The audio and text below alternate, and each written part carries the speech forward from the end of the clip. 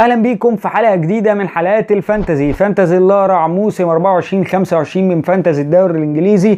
النهارده ميعادنا هيكون مع تشكيلتين وايلد كارد مختلفين عن التشكيله اللي فاتت. بالمناسبه احنا عملنا تشكيله في الفيديو اللي فات وايلد كارد مختلفه فيها افكار كتيره، فيها فكره اصلا مجنونه جدا وهو وجود هالاند في نفس التشكيله.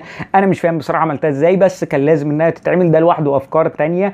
لو ما شفتش الحلقه اللي فاتت ترجع شوفها في الاي اللي فوق على اليمين او على الشمال، وتحت الفيديو هسيبها لك في الديسكريبشن، واخر الفيديو ده كمان هتلاقيها موجوده جنب الشانل. لكن قبل ما ندخل في حلقه النهارده ما تنسوش تدعوا لاخواتنا في فلسطين وغزه والقدس، ربنا يثبت الارض من تحت اقدامهم ويرحم يحيى السنوار ومن خرفاه من الشهداء ويحافظ عليهم ويحميهم، وان شاء الله النصر عن قريب وفلسطين حره دائما وابدا.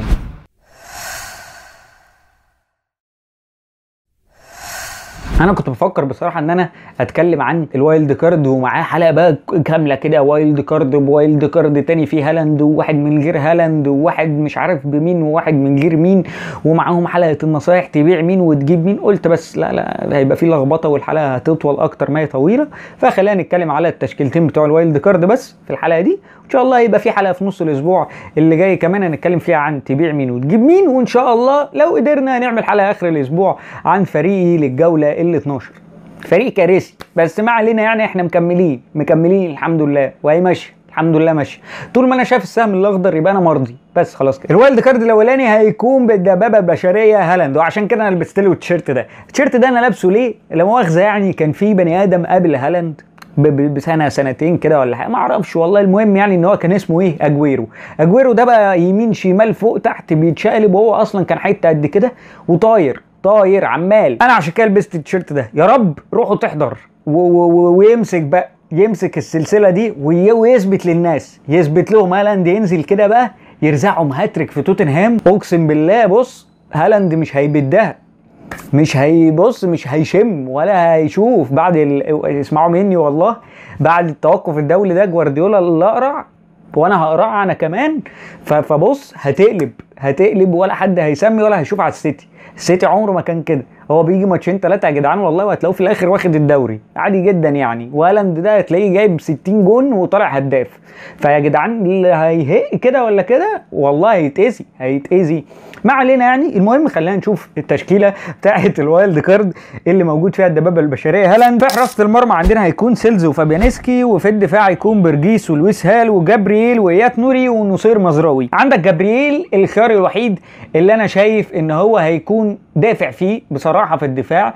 انا حاولت ان انا ادفع في كل خط اديله واحد هيكون بريميوم ومدفوع فيه شويه بصراحه. جابرييل انا شايف ان هو علشان ماتشاته اللي جايه هتكون سهله وكويسه بالنسبه له، فالماتش هيكون نوعا ما قصاد نوتنجهام فورست مش هيكون الاصعب يعني، لكن مش هيحققوا كلين شيت بصراحه. انا شايف ان كريس وود او على الاقل حد من مهاجمين نوتنجهام فورست لازم يجيب جون. الماتش ده مش هيخلص كده، مش هيخلص عادي جدا. انا شايف الماتش ده هيكون حلو جدا جدا جدا. اصلا فورمه نوتنجهام فورست اللي طايره فوق وفورمه ارسنال اللي هي واقعه اصلا شخصيا، فكده كده الاثنين مع بعض هيبقى ماتش رهيب جدا الماتش ده. بس انا جايبه على اللونج تيرم للفتره اللي جايه، يعني بعد الجوله 12 ماتشات ارسنال هترجع تكون سهله تاني، فهنستفاد بجابرييل. خط النص عندنا هيكون سيمينيو ومبويمو وصلاح وساكا وروجرز. خط نص تقدر تقول ان هو صعب شويه ونوعا ما ممكن ما يكونش حلو، لكن للاسف في هالاند قدام، فانت معاك هالاند وجواو بيدرو وكونيا. عيب التشكيله دي شويه نوعا ما ان هي ما فيهاش فرايتس اكتر، فيها ريسكات اكتر، فيها ديفرنشالز اكتر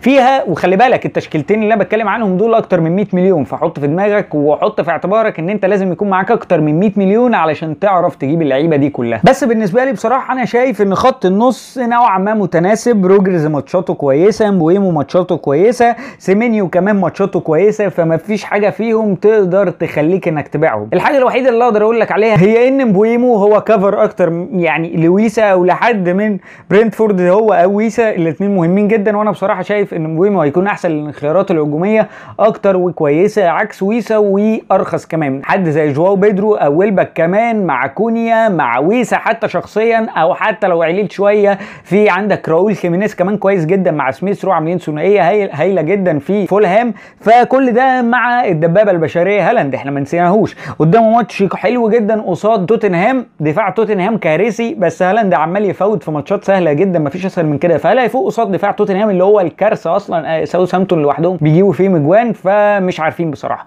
انا بصراحه بالنسبه لي هالاند، انا شايف ان التشكيله بتاعت هالاند هي الافضل وهي الاحسن. على الاقل انت ضامن هالاند ان انت مش هتتعب بعد كده عقبال ما تجيبه. دي كانت اول تشكيله معانا، جمعت لك فيها ساكا وهالاند وصلاح وجابرييل، وتقدر تروح كمان لبرونو فرنانديز مكان ساكا الماتشين اللي جايين اللي هم قصاد ايبسيتش تاون وماتش كمان قصاد ليستر سيتي. اعتقد ان الماتشين دول هيكونوا كويسين جدا لمانشستر يونايتد، وبالنسبه لك انا شايف تستغل برونو فرنانديز في الماتشين دول، وبعد كده تعمل تبديله تروح بيها لساكا بس، وتوفر تبديلاتك اللي بعدها بقى تبديلتين او ثلاثه. فالتشكيله دي بصراحه بالنسبه لي انا شايف انها كويسه وممتازه. عيبها الوحيد ان انت مش معاك اي حد من تشيلسي، وده للاسف احنا مستثمرين اكتر في دفاع ارسنال وفي خط نص ارسنال. كمان لو عايز تجيب حد من تشيلسي تقدر تعمل ايه؟ تقدر تنزل بجابرييل وخلاص انت مكفره كده كده بساكا من ارسنال، تقدر تنزل بجابرييل وتجيب حد زي كولويل من تشيلسي، اي حد من تشيلسي. لكن انا ما بفضلش بصراحه دفاع تشيلسي خالص، هو كول بالمر بس من تشيلسي او بيدرو نيتو كمان، بس خلي بالك ان بيدرو نيتو قرب على الانذار الخامس. خلينا نخش على تاني تشكيله وهي الوايلد كارد اللي من غير هالاند. وايلد كارد ممتاز جدا، نفس خط الدفاع، نفس حراسه المرمى، نفس كل حاجه. نصير مزراوي وايات نوري وجابرييل ولويس هال وبرجيس وسيلز وفابيانسكي هم مفيش اي اختلاف. وبرده خلي بالك انت هتحتاج اكتر من 100 مليون، خلي بالك. المهم عندنا ان خط النص اتفرج بقى على المدعك. انت عايز برونو فرنانديز موجود، عايز ساكا موجود، عايز صلاح موجود، عايز بالمر موجود، عايز امبويمو موجود. الهجوم عندك مين؟ عندك ويسا ده مبدئيا، عندك جواو بيدرو ثانيا، عندك كونيا تالت واحد. فانت عندك اصلا فرايتيز كتيره جدا جدا جدا. وانا شايف انك برضو التشكيله دي لازم تتقال، هي حتى ما فيهاش هالاند، بس انا شايف ان بنابا ما فيهاش هالاند هي كويسه جدا. ما فيش فيه هالاند، لو جاب هاتريك في عندك بالمر هيكفرهولك، في عندك ساكا وبرونو وصلاح ومبويمو ويسا لوحده اللي بيجيب اجوان، وكونيا، وغير كده كمان جواو بيدرو. حلو، فانت عندك كل الفرايتيز دي تقدر تدي لك نفس النقط اللي هالاند بيجيبها، او حتى لو جاب يعني نقط، يعني ده قصدي. هنا بقى انت عندك كل حاجه. التشكيله دي ميزتها ايه؟ كل حاجه موجوده فيها، كل حاجه الا السيتي. فانت عندك مانشستر سيتي لو هالاند كحه هو او حد من بتوع السيتي دول ضرب لهم مثلا هاتريك ولا بتاع، انت هتتاذي قوي يعني الصراحه، بس مش بنفس الدرجه. انت معاك بالمر وساكا مكفرينك برده شويه، ما تشغلش بالك قوي في الحوار ده، وهيكون دكتك كمان مظبوطه. انت لو محتاج اي حد في الدكه هيلعب لك، وكمان عندك ايه؟ برجيس تقدر تعليه. يعني انا عامل التشكيله دي باكتر من 100 مليون، بس لو يعني في 4 مليون زياده قشطه هعرف اعلى، يعني في يعني لحد 4 مليون انا هعرف اعلي برجيس واجيب مدافع كويس جنب ايات نوري ولويس هال ونصير مزراوي كمان. بس يعني هي دي مش المعضله يعني بتاعت التشكيله. بس انت عندك عيب واحد برضو، انك ما عندكش حد زي ايزاك او هجوم نيوكاسل. طب تقدر توصل لايزاك ازاي؟ تقدر توصل لايزاك بانك تبيع امبويمو في التشكيله دي وتجيب روجرز او سميثرو. لو مش عايز، في عندك سيمينيو كمان من بورنموث، ماتشاته حلوه جدا ولاعيب مؤثر جدا في بورنموث. وكمان ايفانيلسون المهاجم يا جدعان رهيب رهيب في بورنموث، هو وسيمينيو عاملين ثنائيه رهيبه في بورنموث بصراحه، الاثنين 10 على 10. بس خلي بالك من حته سيمينيو كمان ان هو قرب على الانذار الخامس، فبقى له انذار ويقف ماتش، وتقدر ساعتها تبيع ويسا وتروح لحد زي ايزاك. يبقى كده معاك هجوم من نيوكاسل، وكمان ايزاك ممكن يشوف بلنتات او حاجه زي كده، بس ما اعتقدش يعني، لسه مش عارفين اكتر. بس كده دي كانت الوايلد كارد الثانيه اللي من غير هالاند. افكار كتير حبيت ان انا اعرضها زي ما الناس طلبت في الحلقه اللي فاتت. طبعا ما تنسوش لو الحلقه عجبتكم اعملوا لايك، اللايك بيفرق يا جدعان والله، اللايك والسبسكرايب والجرس وكل حاجه والله بتفرق معايا.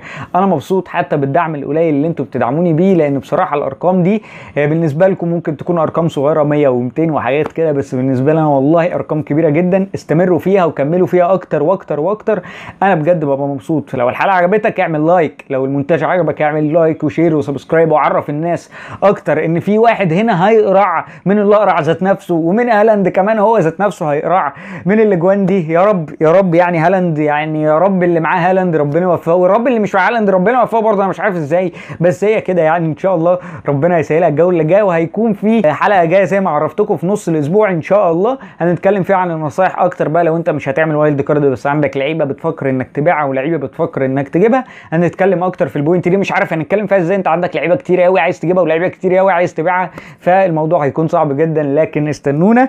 وما تنسوش تعملوا لايك للفيديو بجد بجد بجد، وناخد بق شاي بلبن. واشوفكم في حلقه جديده. كان معكم مينو من قناه لارا، اشوفكم في حلقه جديده. سلام.